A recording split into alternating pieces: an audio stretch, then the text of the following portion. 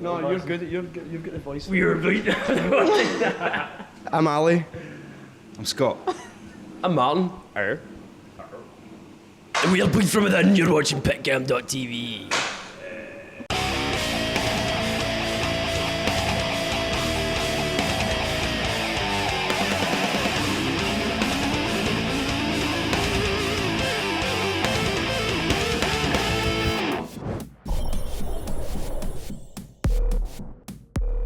Hi, I'm Monica with Pitcam, and I'm here with Martin, Ali, and Scott from Bleed From Within. Hi, guys. Hello. Hello. Hey. So you're just coming off a tour with While She Sleeps, a UK tour. What was it like? It's amazing. They're like that band are like some of our best friends. They're the band that we've known from like way back when we started our band. So it's always good to tour with your friends. There was a lot of partying on that tour. It wasn't good for our health in any way. The first sort of 5 days we were on that bus up until about 8 o'clock in the morning. So we calmed it down for the last couple of days, but it was crazy. A lot of parties. So this we've kind of been taking it easy on this tour so far. But At the moment, yeah. This is only the third day though, so it's still like 26. Oh, what's it like being back here? Great. It's the first time in how long? Well, we did a few festivals a few months ago, but that was only like 3 or 4 over a week. But apart from that, we haven't been to Europe in a while. So yeah, it's definitely great to be back. Is this the first time you're headlining here, or have you already had one? I guess the most, I don't know. we've done it. We've done a headline tour in April last year, and that was pretty good. So the last time we were in Berlin was with Soilwork and All That Remains, and we opened that show. But that was a bit bigger than this, obviously. But it's exciting to come back to these places as like a band higher up the bill, just to see how you do and stuff. And sure. There's been a lot of tickets sold for tonight and stuff, so it's exciting to have like make it your own sort of show, as opposed to being just coming on and getting shoved off stage quickly and stuff. Excited for tonight. Should be amazing. You're from Glasgow.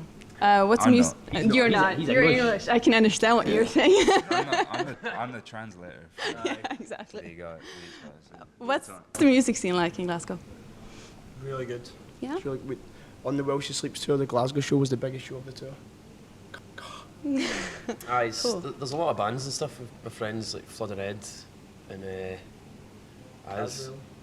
well, I don't even know if they're going anymore, but there's a bunch of bands that we've like when we were growing up and stuff. Like we've been playing in Glasgow since we were 15, 16 sort of age, and there was a load of great bands back then, and some of them have broke up and are doing different things. But I don't know. It's quite a tough scene in Yeah, Glasgow. it's a very arrogant music scene, Glasgow. Oh, really? They kind of like the stuff that comes from Glasgow, but anything else trying to make an impression there, everyone has to work kind of hard. It's cool. Everyone's very passionate about their music.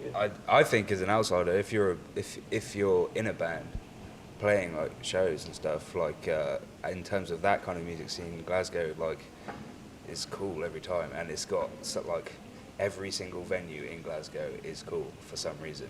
Like there's not a bad venue, which is what like always like made me excited to go back. And then I joined these guys, and it's kind of like the stomping ground now, which is cool. Because I was just gonna say, because even for that While She Sleeps show at the garage, like even though it's like not where I live, like it still felt like my hometown show as well. I guess that Part of the family. badass, man. Family. That was sick. Yeah, plus whenever we play in Glasgow, people can actually understand what I'm saying on stage. Everywhere else, people are like, sorry? But in Glasgow, I could just be myself and people know what I'm saying. But it's still amazing to play other places, of course. Cool. So how did you guys end up in a band together back in the days?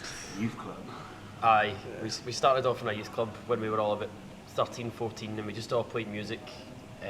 I used to be in a different band, and we all basically hung out at the same place, and then we were about, it was 2005, wasn't it?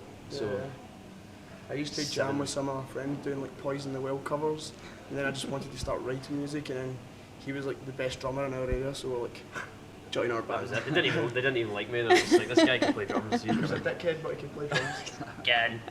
But it just started off with that, and it was just writing music that we wanted to hear. That's what it's always been about, really. It's just kind of been like, oh well, that's cool. Let's put that in there. Do you know what I mean? And that's heavy. It's always been about writing something heavy. And I don't know, spanned from there. And then we went through a few lineup changes, and then Martin joined the band, Hello, man. and things couldn't be better.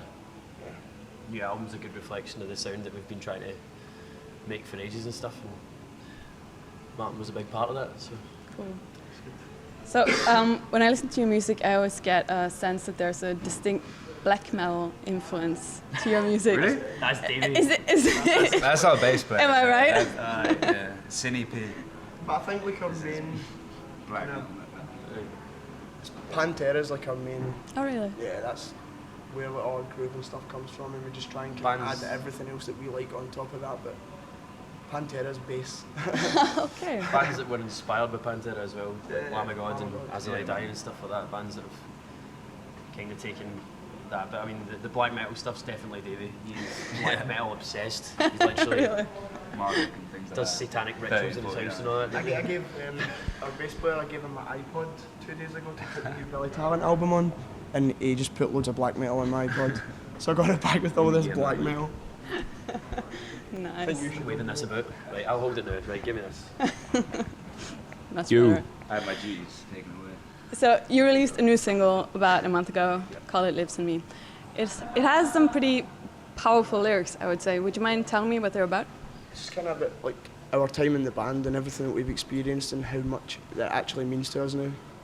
We've been through quite a lot of shit as a band, and it's just basically about that, pretty much. Like a lot of people holding us back, and then we got away from that, and it's just about our time now and what we're aiming for the future. Cool. I would say in general your lyrics seem really personal, am I right? Yeah. So would I be right to assume that it's kind of like an outlet for you, writing the lyrics? Sorry? That it's kind of like an outlet for you? Yeah, definitely. Yeah. I don't see the point in doing it if you can't sing about something that you've experienced and put your whole passion and emotion into it. How's the new record coming along? Good. It sounds massive. Yeah? Is it done? The recordings? It's, all the music's finished and recorded, and I think Martin needs to do a solo, and then we're doing solos on this album, which is something we've never really done before. But we've done vocals for a couple of songs, and then we're going to go back in after this tour, actually, straight into the studio, and Scott's going to finish off the rest of the vocals. But we couldn't be happier with it. Whenever we get drunk or whatever, it just goes on in the van. Everyone's just like, yes! We're like our biggest fans. That goes back to what I was saying earlier, though, like that, just making music that you want to hear and making something that means a lot to you. So we always listen to it and pick out all the wee bits, just like, oh, remember that You can't bit? believe it's us. We're like, it's the best. It's like, that most good. professional recording we've ever had, I guess. Some people may think that's arrogant, but I don't think there's a point in doing it if you don't believe what you're doing is the best. Of course. So, Of course. So would you say that It Lives in Me is like an indication of what we can expect There's a as far lot as the of, sound goes? Yeah, it Lives in Me has kind of got everything Yeah. in it. I think it's a really up and down album. Like, it's all over the board. there's stuff that this band has never tried before. I mean, there's a song that sort of Martin brought into the studio and was just like, it was really stonery, like really sludgy sort of thing, and like really chilled out. And then Sounded like Mastodon. like really fucking. It's the pre-production name is Kelleher, like Bill Kelleher from Mastodon, so we called it that. And I was just really sludgy, and then we just kind of gave it, we gave that riff to Gunzi, and Gunzi made like a metal edge to it and stuff, and then we just all got around. Like it took ages to write, like we fell out I'm really writing that proud of song. it now, though, because it's the most like kind of like different thing the band's ever done. That's why I like it. And there's things that are like the complete opposite to that, I guess, in there, on it as well. We've got like a wee instrumental interlude thing that we've done as Heavy, well. it's light. I know, it's all the things that everyone says about their albums. Yeah. A few songs for the ladies as well. Yeah. What's that supposed to mean? A few power ballads on there. There's Aerosmith, Eat Your Heart Out. Sounds good. So the sound has changed quite a lot from Humanity up until today. Already on Empire, you were less extreme and more melodic. Was that like a conscious choice, or was it just a natural it just development? happened. Like we started the first songs that we started writing for Empire were still kind of like Humanity. Like there's a song called Emperor and stuff that's kind of got that same kind of thrashy black metal vibe or whatever, and then it just started to. We've kind of slowed down a wee bit, I'd say, but things have got a lot groovier and stuff. I don't think our sound's changed really. I think it's just kind of matured. I know that's cliche to say, but it's true, man. I think for this time it's more focused, you know. There was definitely like a direction we were heading towards. Yeah. And with Empire, I knew that I've known the guys through their whole entire like career, like in terms of like albums, you know. And I've known them talk about it like before they've done it. And with Empire, like it was definitely the step that was always going to happen. And for me as a fan before the band, like I thought like things like The Healing and This Is Our Legacy, Novelist, which is always the song that if ever having a bad set, that song. It just saves the set. Everyone's just like, well, you know, just because it's a groovy one and everyone loves it and it's good fun. And like, and then with me coming in with the new one, like, I think I understood the direction that they wanted to do, you know, but then also had my own stuff I wanted to do, and they were up for giving that a go as well. So I just think it's badass. We did take the best bits from Empire, because there was a lot of songs on that album that were fillers, and even when we got it back and listened to it straight away, there were songs that stood out, and there were songs that were just kind of like, you know, they were good at the time, but listening to it back just on reflection, you were like, is that really going to make the set? Like, are we ever going to play that live? And then I mean, we picked out the live ones, and like Novelist and Healing, we were like, those songs, they're the business, we love them, so let's take the best parts from that and let's work on it and make an album full of all that. So now, like, every song in the new album we can picture playing live. Totally, we can see that in a live scenario. I mean, on stage. I'm sure. Give it a year and a half. I'm sure we'll be sitting here saying the same thing about the next one. You know, you're always going to want to make it better, but like, and there's always that moment where you're like, oh, I don't think I can write a better song than that. But then like, you know, you keep going at it. It's just learning, and then like a year down the line, I'll be coming up with I hope to be coming up with things that I'll be like, wow, I can't believe I couldn't do that before and stuff like that. So yeah, it's gonna be sick. You've changed labels as well. The new one's going to be released on Century Media. Yes. How's that change affected the band, if at all? Not at all. We just have a bit more confidence in that record label than we did for the last one. It's put a fire in our belly. Like That's the best way. yeah, completely. Like if anything, it's like I feel like the last. I mean, this is like day number 17 of being out on tour. If you count in the While She Sleeps one, and I have enjoyed every single show, like whether it was good or bad, just for the playing. And I especially haven't had that in a long time. Like I love that. And that's the only way I can describe it, a fire in our belly. You know? It's Century Media. It's Century Media. Like, we never thought I'd have an album coming out in Century Media. So as soon as they displayed their interest, and aye, definitely. As soon as they displayed their interest, it was just like, right, shit's getting real. This album better not be shit. They proved that label proved a lot of stuff to us very early on, which is what I love about them, you know. And we all grew up with that label, man. Stamping ground on that label, and for me, like being like English and stuff, like that band ruled the hardcore scene, and that's how I learned about Century Media. So Vital Remains and God Forbid. Yeah. Crazy. So what are your plans for the rest of the year? The recordings? And Yeah, after this tour we go into Wales with Martin Ford and finish the vocals. Then we go home for like 2 weeks, and then we go back out in the UK with Miss May I for 9 days, I think. yeah. Yeah, and then we go home for Christmas and New Year, and then next year we're going to take over the world. sounds good.